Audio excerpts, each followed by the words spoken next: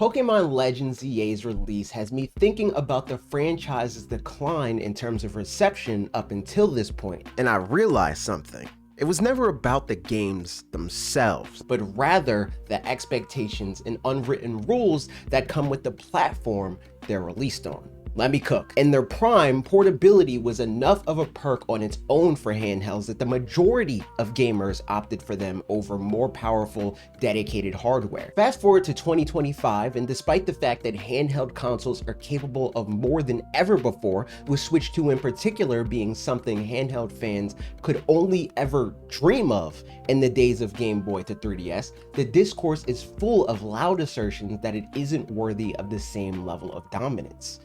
How did we get here? Anecdotally, handheld gaming is responsible for my gaming life as a whole. As someone with a lot of siblings, it took a long time before gaming felt personal to me. The first glimpse I had at the idea that games can not only speak to me specifically, but even be representative of what I was interested in outside of it was when I got my turquoise Game Boy Color at the start of Pokémania in the US. I assume a lot of people share a similar experience. Back then, it felt like the closest approximation to the exciting world on display in all of the other Pokemon media that dominated the world at the time. And it wasn't because it was available on the most technologically advanced gaming hardware that was theoretically possible even for its time. The N64 was already out by then. It's not even that the games themselves were baseline competent.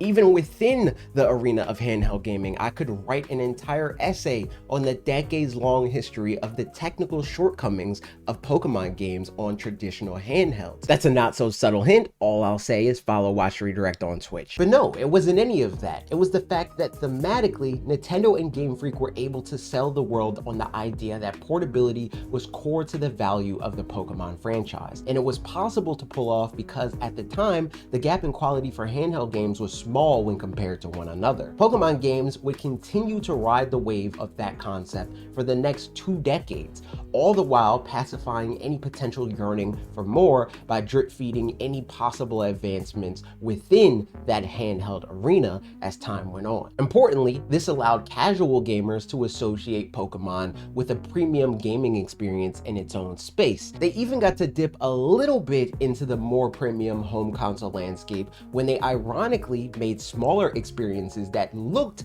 just as high quality as the true cream of the crop on home consoles by releasing Battle Simulator series Pokemon Stadium on the N64 that diluted the experience to only battles with some mini games to round out the party, or the smaller scale single-player focused RPGs later on the GameCube that sacrificed elements of the core Pokemon experience that made the franchise famous, like having a Pokedex that makes Dexit even more blatantly ridiculous, to provide graphics on par with the games on that platform. Even Battle Revolution on Wii tried to marry the two concepts from before. This strategy seemed to work well and fans seemed happy.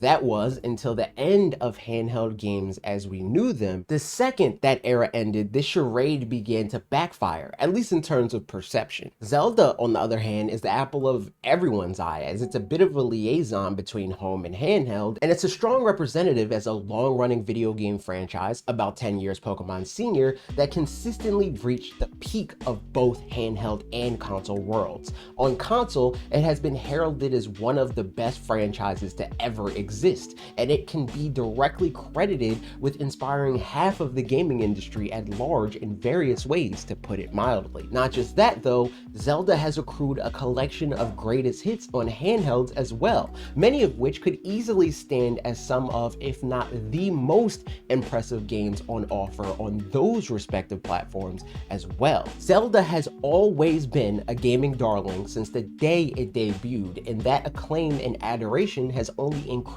as time went on. And despite how I personally feel about a lot of those games in hindsight, it's undeniable that Zelda is a franchise that made continued efforts to push the industry forward in one way or another with every release. All of this was true before Nintendo Switch illustrated the potential of consolidating these worlds. What happened after only widened the gap that existed between the two franchises in terms of quality. Success, on the other hand, was a different different story. The Zelda brand was heralded as, no pun intended, because I hate them, legendary by fans, critics, and developers alike, but its commercial performance was dwarfed by the likes of Pokemon for as long as Pokemon existed. However, that too changed at the end of the era of handheld gaming as we knew it, and that end came with the introduction of Nintendo Switch, which I swear I will get into soon, but there's one more puzzle piece we need to set up to fully paint the handheld gaming picture: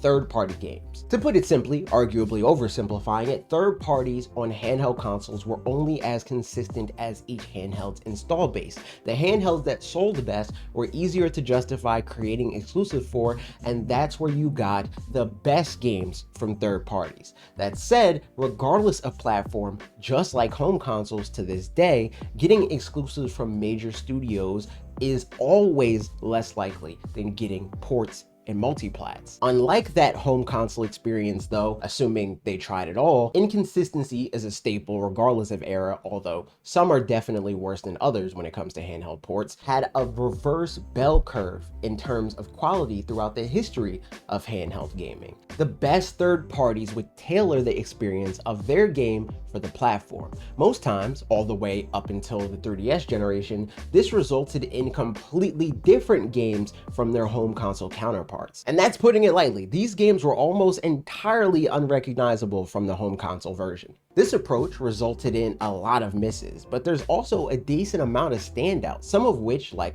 Metal Gear Solid for Game Boy Color, Tony Hawk's Pro Skater 2 for Game Boy Advance, and Grand Theft Auto Chinatown Wars on DS, are amongst the best received games of all time, regardless of platform. These games weren't viewed as inferior, despite the fact that they objectively were significantly less technologically advanced than the games being released on home consoles at the time, and much smaller in terms of scale and scope. At the time, the viewpoint of consumers was these games were as premium as it can get in the palm of your hand.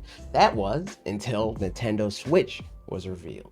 Revisionist history is beating the gaming community's ass right now, but I was there. You can't fool me. At the time of the reveal, Nintendo Switch's ability to seamlessly marry portability with home console-worthy gaming experiences didn't feel real. I was at the Nintendo Switch press event in January of 2017, and the first thing many people had to see to even believe was how Nintendo Switch would handle the transition from docked to undocked play. In hindsight, now that well over 100 million people have Nintendo Switch in their home, it seems silly, but this should really drive home how massive the jump from traditional handhelds to Nintendo Switch in its hybrid nature was. This is where Zelda and Pokémon re-enter the chat, because Switch changed expectations for handheld gaming seemingly overnight. Zelda rose to the occasion and blew any reasonable person's expectations out of the water with Breath of the Wild arguably single-handedly spearheading the idea that handhelds are now capable of some of the best home console level premium experiences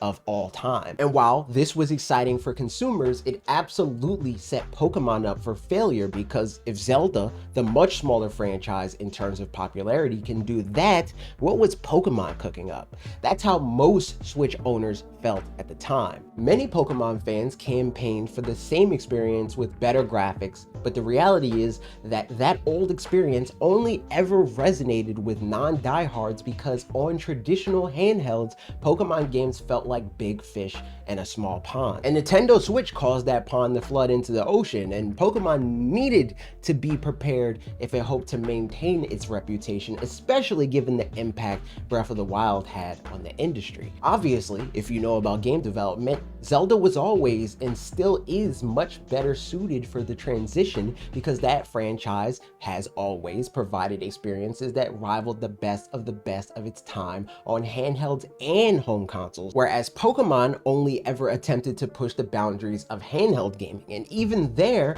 they weren't exactly technical marvels, barring maybe late generation Game Boy and DS releases specifically. Long story short, Pokemon did not follow suit and has been a victim to this transition ever since. If you talk to anybody and mention Game Freak on the internet, there's a high chance that they're going to talk your ear off about how lazy they've become. But the hard truth is, that franchise never actually provided a premium experience, but the lower expectations associated with handheld gaming allowed it to fool people into believing otherwise. Nintendo Switch didn't change Pokemon.